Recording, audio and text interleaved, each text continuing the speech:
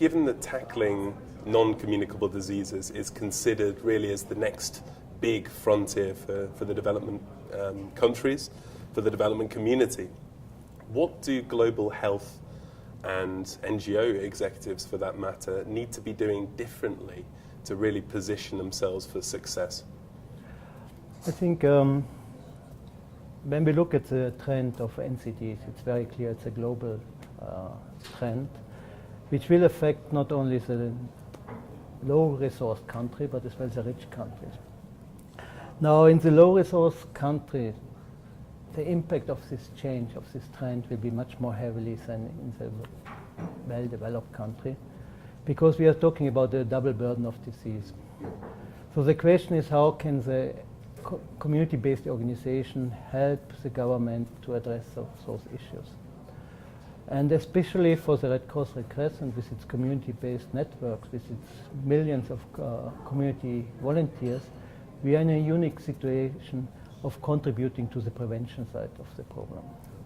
So because prevention happens peer-to-peer, behavior change happens peer-to-peer, we can actually prevent that this double of burden of disease will happen. And given your own experience and leadership, how are you pushing within IFRC for more attention to be paid to the issue of NCDs? I'm in a very lucky position because in our strategic framework of to 2020, we have already identified that trend as an important trend.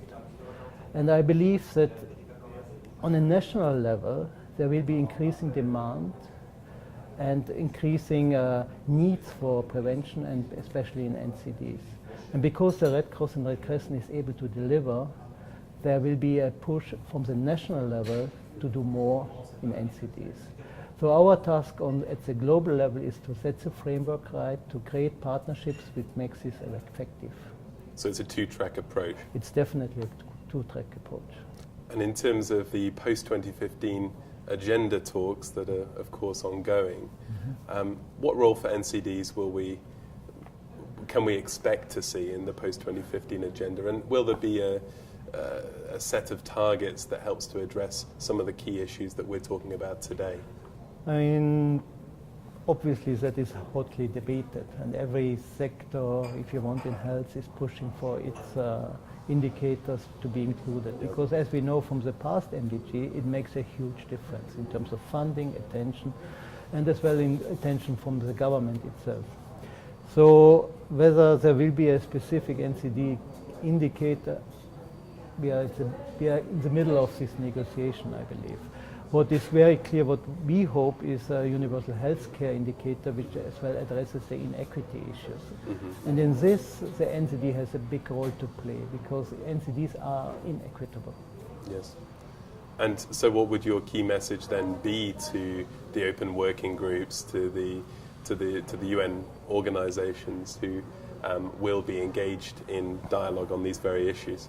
I think one is obviously the UHC and the equity in health. That would be one of the key messages. And then to look at the trends, not to look at what we have at the moment, but what has the biggest potential in the next 10 years, which we could address by acting quickly. And in terms of the event today, For Healthy Habits, the new global initiative, I just wondered whether you felt that there was a need to disaggregate some of the activities under this initiative by age, by gender, by religion, by socioeconomic position in society. What would your opinion be there? I am very much promoting a holistic approach, an integrated approach where we take, where we do not target specific high-risk groups, but trying to target the issue by itself, because then you create an environment of change, and that is needed for a behavior change.